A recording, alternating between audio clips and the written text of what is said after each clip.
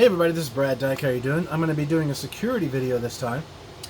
And this is about when you're in an environment, how do you set the environment up so that you can't be attacked or minimize the attacks as much as possible.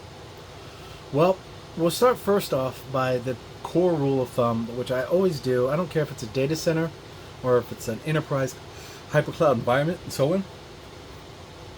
I always teach and preach the most critical things about security is the very first rule of thumb. Don't do the standard thing. What do I mean? Don't do the standard thing. What does it mean? In a nutshell, what it means is when somebody introduces a security product to help you out, like a NetBot or a TearDAC or an IP-based camera system or a subtool for LDAP so that you can do account management in a very secretive way, or you can do SSH key management so you can better hide the nature of your SSH keys, and so on and so on.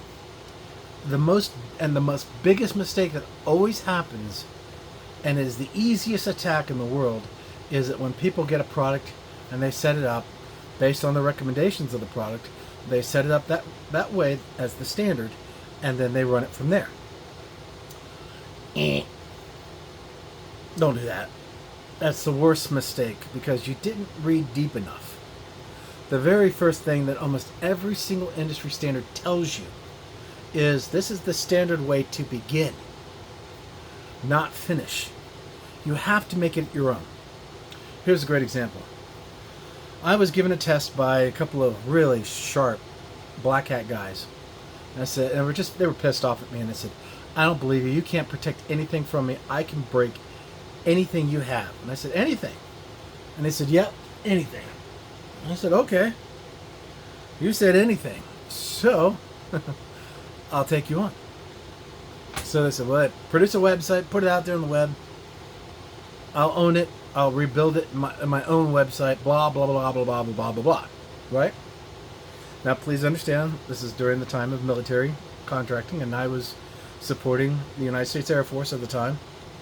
And I set it up, put it out there, and said, go for it. And they attacked it, and they attacked it, and they attacked it, and they attacked it. And they went after it, and after it, and after it. Spent 2 full weeks of attacking. And they couldn't get in. And they said, okay, you win. You're secure. How did you do it? I said, simple. Easiest thing in the whole wide world. And I can save 5.4 gigs of data on it without any problem. And they said, what did you mean? Simple. Read only. It blew their minds. They said, that wasn't fair. That wasn't right. Blah, blah, blah, blah, blah. But it served my people. It did its job. It was a fully operational website. And you said you could take ownership of it and make it your own. And you failed because I didn't do the standard thing. Get it? That's important. One of my colleagues, we were setting up some accounts, and I was coming in as a new leader in the operations environment. And I said, well, we're going after the accounts. My accounts will be nothing like yours. He said, well, what do you mean? So I go in there and said, oh, look at these accounts. Wow, it's nice that your full name's there. Appreciate that. I'm going to use that now because I could just tear through your account really quickly. And then I showed him my account. And he says, well, I would not have made that thought. And why the different standards? That's a very good question.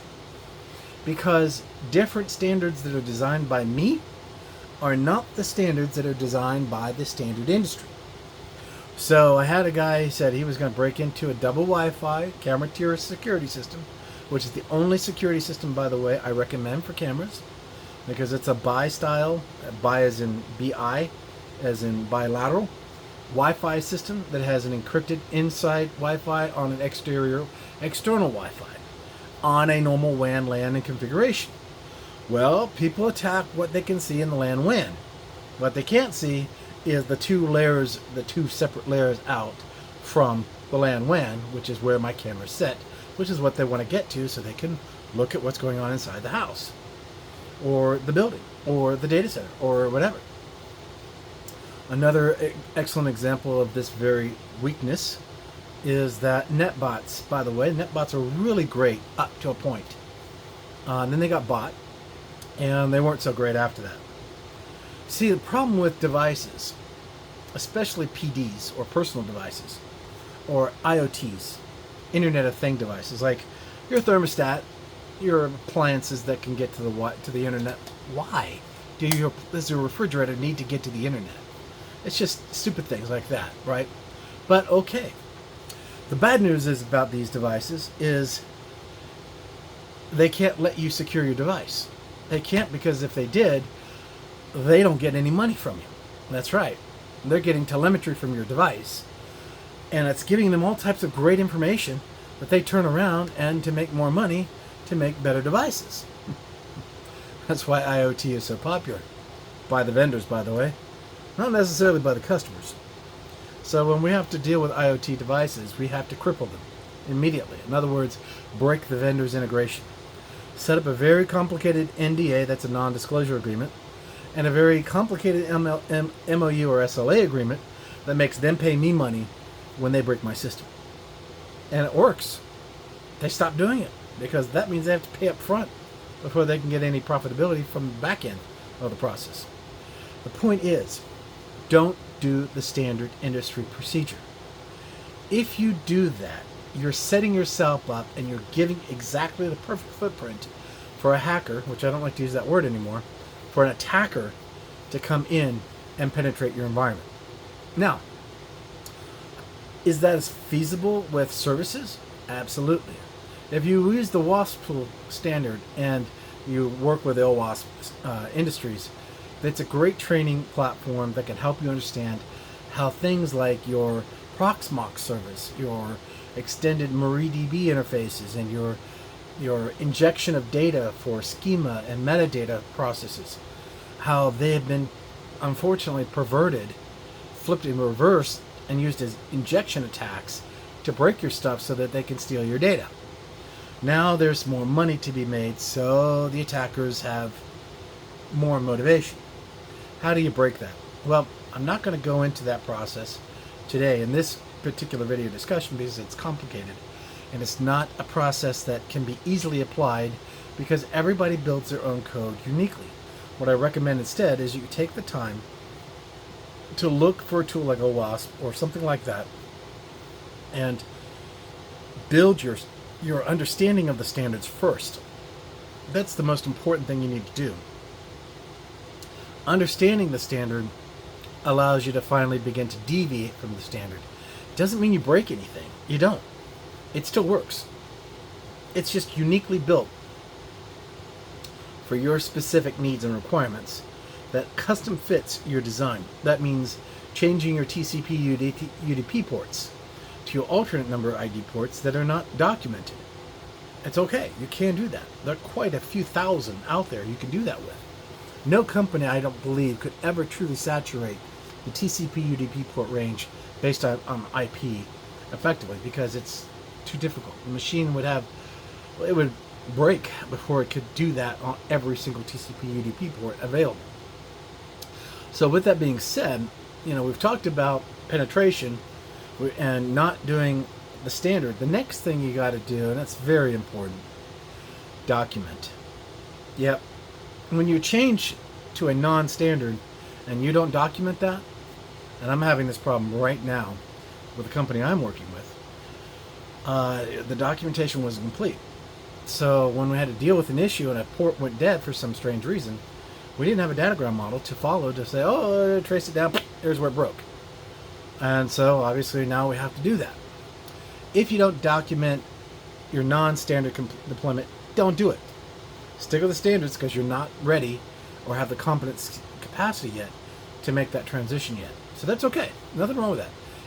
You recognize it, then you address it, and then you go back and you change your standard to a non-standard. You have it fully documented. Then you want to educate internally with NDAs in effect, by the way. You want to make sure your admins understand you don't talk about this stuff. When this is built and you disclose this information externally from the company, breaching your NDA, well, that's not good because, ethics is ethics and you don't mess with this stuff in any way, shape, or form because you made it viable for somebody to attack an asset. And, in regards to that, let's talk to that for a second. The attacker, and this is why I don't like to use the word hacker, unfortunately isn't that young boy or girl who's bored in the room. No, they exist. Don't get me wrong. And, enablement is a powerful tool. There are so many more others out there that are attackers, basically. Your competitors. Don't think that industrial espionage does not exist. It does. The better of a product you have, the worse it gets. Sometimes outright copies just happen, but they do want your inline codes and things like that so that they can make it instead of you, so they can make the money instead of you. And yeah, it is a race, but they're not the only ones. The reality of the fact is you don't know who's coming in the door and for what reason and why they're knocking.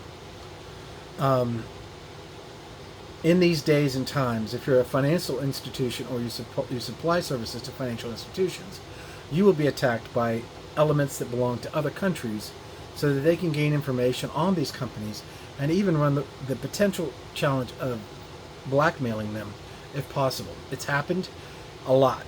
It's not a joke. Companies don't like to talk to it.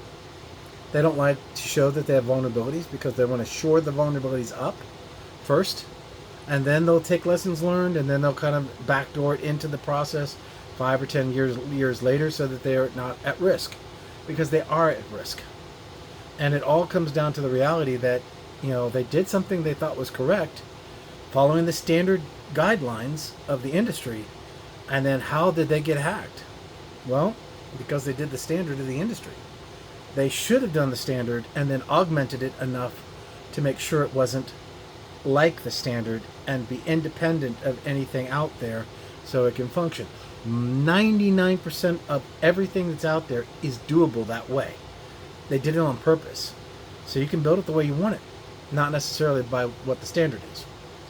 The other elements are, unfortunately, governments, political entities, and so on. As we've learned in the past 10 years, ranging from the Democratic and the Republican parties to Sony, to governments and anti-actions designed to intimidate, to cause confusion, to cause impact and loss and function, to try to convince you to do it their way. Let me seditiously attack you, break your power systems, break your power plants, your sewer systems, your internet connectivity, and all other things out there, because we want you to be like us. We don't want you to talk to those other countries. We want you to only work with us, blah, blah, blah.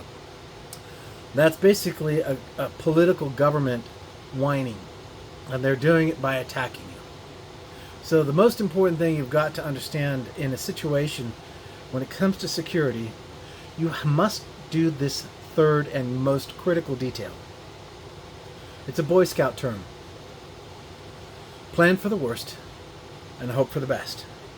It works. Do your due diligence. Every 6 months, check your due diligence.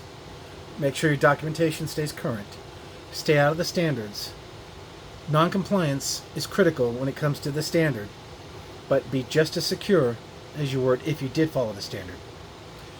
And estimate that you are subject to attack by the worst case scenario always, not by the least case scenario. The very first executive officer who comes to the table and says, I think you're overreacting to our vulnerability, they have no idea what they're talking about. They don't have a clue. They don't even understand the nature of how the technology most likely works. What they need to do, and the proper correct thing to do, is those executive officers need to have faith in their teams to do what they need to do and support them so that they can do it better. That's critical and that's functional. Anything else is blame game, and that's not how it works. You see, back in the early 2000s, when something called InfoSec came into existence, we then had these, what I call the sacrificial lambs. I hate to say it, but it's true. The sacrificial lambs are security officers, usually the head security officer specifically. That is the fall guy. It was purposely designed for that because commanders and executives didn't want to be the ones who were left holding, well, the catastrophe that happened. They want somebody to fire. It's very simple. And when they asked me, hey, you want to be a sec officer? I said, no, wait, no, absolutely not. Are you stupid? No way. On our best day, nobody is going to be able to defend against everything, but you do your best against most things. Hence, plan for the worst and hope for the best. Look, a lot of faith is put into our technical officers. Those are the leaders who run the technical environments. They have faith in their technical administrators, and they have faith and support and expertise within the technical devices and technology that they use. So that's the right flow and how it worked. In the early days of InfoSec and SEC operations, it was basically what I call a buffer, to keep the executives in the clear. And when it finally came back on the executives and everybody figured out what they were doing, that went away. But it is very difficult to be a SEC officer in InfoSec because you can't sleep at night, in my opinion. Everything worries you. And, if you are somebody who is bothered by being worried, you should not be in the InfoSec industry. Trust me when I say that. Security is about preemptive, proactive steps to think outside the box, to say, hey, if I leave this port at this port 80, HTTP, I'm going to get bugged by whoever can bug me. So let's change it to 443 at least, and then put an alternate port feed in there like port 8080 instead of port 80, and a few other things. Just let's mess with it to make it more secure. Good steps, the right way of thinking. And there is no absolute solution, period, because of the final detail. And this is a supportive detail that everybody needs to understand here. The support detail that I'm talking about is the one specifically in relationship to the nature of the beast. And the nature of this particular beast is basically, in a nutshell, the technology itself. So bugs, it's broke, and vulnerabilities are just a fact of life. Companies do their best to deploy technology as effective as possible, but if they don't have the right funds or the ability or the time, a lot of times the code is buggy, or the code has a vulnerability all of a sudden by an exploit. Now, the exploit didn't exist before, but because of a new service, I don't know, Python, something, Ajax, you name it. This new thing, whatever, since there's an extension that wasn't being used before, but now is being used now. Oh, heck, people, we're going to go over here and start attacking this new vulnerability that popped up. Why? Because this new service is made available that now can access the vulnerability, and so your technology is now, which it wasn't before, 3 months ago, is now vulnerable. Do your updates. That's it in a nutshell. Not just the bleeding edge updates. Be careful. Let me clarify. Usually, I only do the updates that are second from the best. In other words, the very latest is not the best. Usually the best is 1 or 2 versions before that. Okay? This is very definitely the case when it comes to routers, switches, and so on. That, jumping on the latest and greatest is not always a good thing. Unfortunately, though, most of the low-end router environments don't give you a choice. They immediately want you to jump on the very latest because it's their liability, not yours. And so you're kind of forced to do that. But in the more advanced environments, and in the enterprise environments, you only apply what you need to apply, and that's it. You don't add more because you usually might potentially add new vulnerabilities. See how it works? It's pretty comical in reality. But I think in general, you have to take security with this particular grain of sand. But the one thing that I do recommend that you do, for sure, is the last proactive step that's crucial in your process. And that is what we call read-only mode asynchronous data retention. Now, this is not, it's easy, but it's not easy to grasp. It's easy to do, but you're not sure if you've got all the aspects of it. Let me explain. In the world of hypercloud, Proxmox environments, VMware, and so on and so on and so on, that industry has kind of broken something that's been critical. And that is the ownership of your data. Now, companies want to serve your data for you, but they don't want to be liable for the loss of your data. For instance, AWS has a rule clause in their data retention policy that says they can lose up to 3%, 3%, can you believe that, of your data and not be liable when you sign up to get an account. With that being said, if I have 3 terabytes of data, just 3 terabytes, nothing big, how much is that? 3%? That's a lot. What about 3 petabytes? Wow. That's bad news. See how quickly bad it goes? So I think the key thing here that we need to understand here, that's critical, is you need to own your data. Always. No discussion.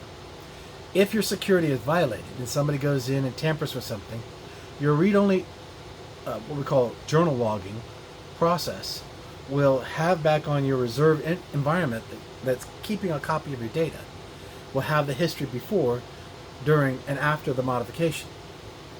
And that is your life and your lifeblood and your profitability.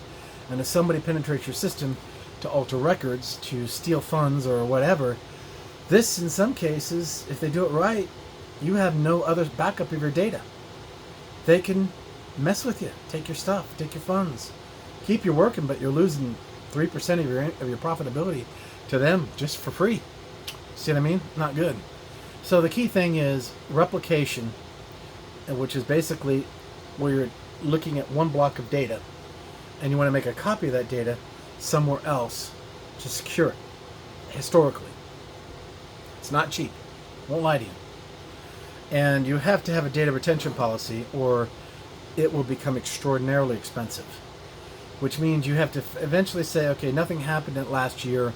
Go ahead and compress down to a single backup and get rid of all the journaling and all of the extra snaps and all of that. Boom, you got one basic backup file for that whatever you have, and the next year you're doing it rinse and repeat over again and again and again. And that does help save on costs, but I can tell you on a stack of Bibles, if you don't own your data 100% into your internal system, in other words, you own it, it's on your hardware and administrated by your people, no one else, no AWS, no Google, no Azure, you're safe. You actually have a very good success rate of being able to not only get yourself back up and running again, but faster. Which leads us to the last thing. Security is only dependent on the availability. And when availability fails, call it a disaster, right? What's your DR plan? What's your disaster recovery plan from being attacked? Well, disaster recovery doesn't just apply to weather and major events around the land and area you're in. For instance, if you're an underwater data center, you have a leak.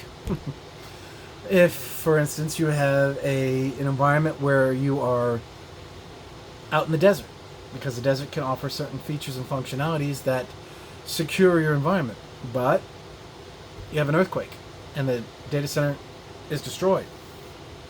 What if you are attacked on multi-regional fronts and all of your web front ends go offline?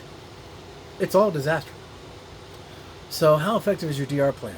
Now, to answer that question to me, the old strategy of DR is to have some type of data center somewhere that was 1/3 the capacity of whatever you had, and that it could service 1/3 as fast as the original application environment could, but you could get it up and running in 72 hours. That was great and not so great, because the complexity of running that and keeping it absolutely synced exactly as your normal environment was very costly and very expensive, and man hours above cost. It just wasn't cheap at all. So what was an alternate to that? Well, business continuity.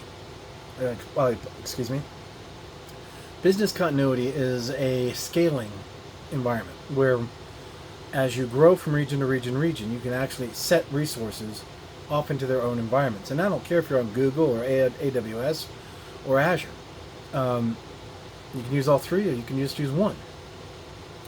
To scale your cluster nodes across different regions, as well as multi-zoning, and to stage them in such a way so that you can actually asynchronize a set of them, but they're still part of the node environment. In other words, they're legit. They're just in a standby state. You can also refer to it as AWS's referral to blue-green mode. The key thing about this is that the attackers don't know about the standby nodes. They only know about the mastering image. So if they attack the node images themselves and start breaking them one at a time as they get the IP addresses pass-throughs through the application load balancer or whatever type of defense you've got, they will be able to knock every functional one offline, but you can bring the standbys online very quickly, and you can even put them in read mode. In other words, they basically do general services while you redeploy your images to your nodes and clean them up. Then you can get your nodes all back in working shape again, and you're back in operations. The only thing about business continuities, which I have felt the pain of, is if you're not practicing it, you fall out of habit of doing it. And that's gotten me a couple of times where, we're just so busy trying to do the day-to-day work that it's difficult to stage time to run scenarios. So that's the last thing here. You've heard me talk about X4 Foundation. It's a great simulation tool for exploring space, the outer space of our universe. The cool thing about it is it can allow you to actually use if you use the one game called Start Your Own Future, there's nothing to it. It's just a blank sandbox, and you can actually build representations of your environment in there, and they have intelligence in them, and they execute very much like how our IT environments work, and I can watch them break. It's important for you to be able to do some practicing. You really should take time in your security model to plan out something very similar to a red hat or a black hat or a white hat strategy, so that you can play and that you can find weaknesses and vulnerabilities and things you need to change and your procedures and guidelines. It's worth it in spades to do it. Unfortunately, the truth of the matter is most CEO executives don't understand to give their IT environments that resource. In other words, we're usually undermanned at all venues because to them we're an expense. It's true. The only way I can get IT operations, profitable is to make it a sellable product. And then they're like, oh, let's build your teams. Let's put money in all that. And at that same point in time, I have to figure out how to get the necessary man hours to do the things that need to be done on a daily basis. That's an expense. And then the executives kind of glaze over and say, oh, I don't want to talk about that. That's okay. There's nothing wrong with that. I understand it. Their job is to go for profitability. But it's also my job as an operations director to say, hey guys, you better be practicing, you better be doing scenarios, and you better be planning time to do those things. And when the executive officers say, well, I can't give you that time, that means you're not taking care of our products. And I said, yeah, I know that. But when you get attacked and you come back to me and say, why didn't you guys figure this out? And the answer is because you didn't give us the time to do it. Tit for tat, tat for tit. It goes both ways. I hate to say it. And it's not because not everybody isn't trying. It's just because you only have so many man hours and people are just human, right? Now, the last component about this is be careful. Cautionary tales. Don't think AI is going to give you security advice. It is the most inexperienced thing out there today. If somebody builds lemmas on security and at least do, 8 million hours maybe in computing on those processes, then we would have a decent lemma that we could use in AI that's totally dedicated to security configurations and scenarios and all of that. Then you might be able to do that. So just take that off the table right now. It's not in any way, shape, or form ready. You still have to use the consultant firms, Fortora, like Alert Logic, platforms out there which can do that kind of thing. But usually what I do in cases like that is I get services that are more scalable, like SandScreen with NetApp. You can actually break it and make it do other things. It's really cool. New Relic is a great tool. Datadog, DataTrace. They're open-ended, which means if it's anything in IT, you can pretty much put it in there and track it, monitor it, secure it, blah, blah, blah, blah, blah, blah, blah. Those would be more pragmatic approaches than trying to bring in something, what I call a false positive, and think, oh, AI can fix everything, including security. No. No, it can't. It's got a long way to go. But I do encourage that companies should ask the question about AI, and I do encourage people to always say, okay, we've sat on our hands for 6 months. What's the next level of security that we can do? That's a good question to ask. Great approaches and good strategies. Well, this is Brad Dyke. I hope you enjoyed this discussion. Security is complicated and yet not. The better you keep it, KISS format, keep it simple, stupid, or keep it simple, sweet, depending on where you come from, the better, because you have to deploy it over and over and over and over and over and over and over and over and over. So simplicity is always the ruler when it comes to that. Don't get complex. Don't build a lot of extra procedures. They're not going to work. They're not going to help you. Not effectively.